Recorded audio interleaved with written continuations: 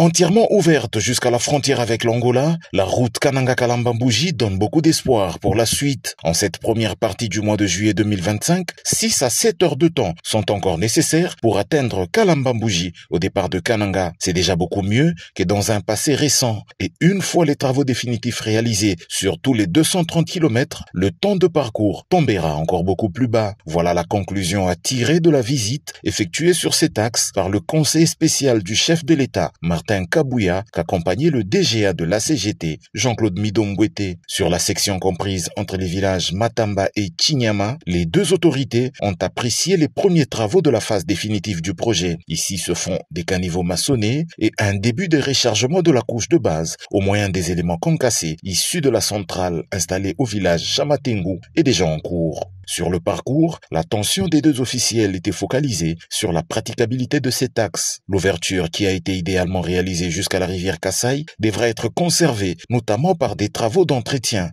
Martin Kabouya, se souvenant d'où vient cette province en matière d'infrastructure, sollicite l'accompagnement de la population. Aujourd'hui, la CGT a à l'esprit, a à cœur la suppression de tous ces bourbiers. Il faut lui donner le temps de le faire. Je sais qu'ici, chez nous, les gens sont toujours impatients.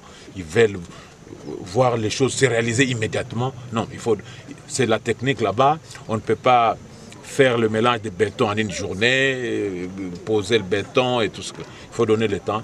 La volonté est là, on a vu.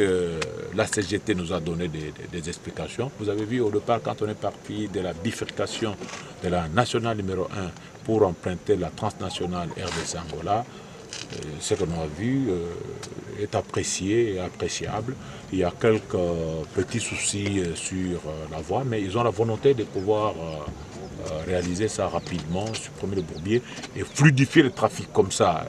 Les remorques viendront à Kananga, les camions viendront à Kananga, les bus Transco qui sont à Kananga viendront déposer les gens à Kalamba-Mbouji, pourquoi pas. Le directeur général adjoint de l'Agence congolaise des grands travaux, Jean-Claude Midombouete, s'est dit satisfait des travaux d'ouverture qui vont inévitablement nécessiter un travail d'entretien et des surveillances des points chauds. Nous sommes satisfaits de l'état d'avancement des travaux en termes de praticabilité, mais néanmoins il faudra signaler ici qu'il y a des travaux que la CGT continue à effectuer en termes de traitement, surtout des travaux concernant les zones chaudes.